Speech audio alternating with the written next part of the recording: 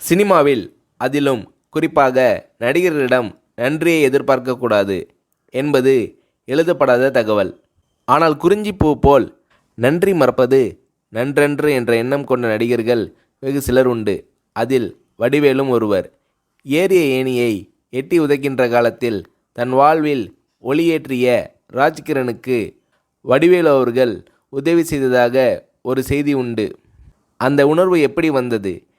இதை பற்றி வடிவேலு அவர்களை ஒரு முறை சொன்னபோது, எப்படின்னு சொல்கிறது கஷ்டம்ன, ராஜகிரண் சார் இல்லைனா நான் இல்லை, இந்த புகழ் வசதி வாய்ப்பு எதுவுமே இல்லை, அவர்தான் கை தூக்கி விட்டு சோறு போட்டார், எனக்கு அவர் கடவுள் மாதிரி, அப்பேற்பட்ட மனுஷனுக்கு கஷ்டம் வந்தால் பார்த்துக்கிட்டு சும்மா இருக்க முடியாதுண்ணே, அதனால் என்னால் முடிஞ்ச உதவியை செஞ்சேன், அதை உதவின்னு சொல்கிறதே பெரிய வார்த்தைண்ணே, நன்றி கடன்னு தான் சொல்லணும், இன்னும் கூட தீர்க்க முடியாத நன்றி கடன் அது என்று உருகுகிறார் வடிவேலு.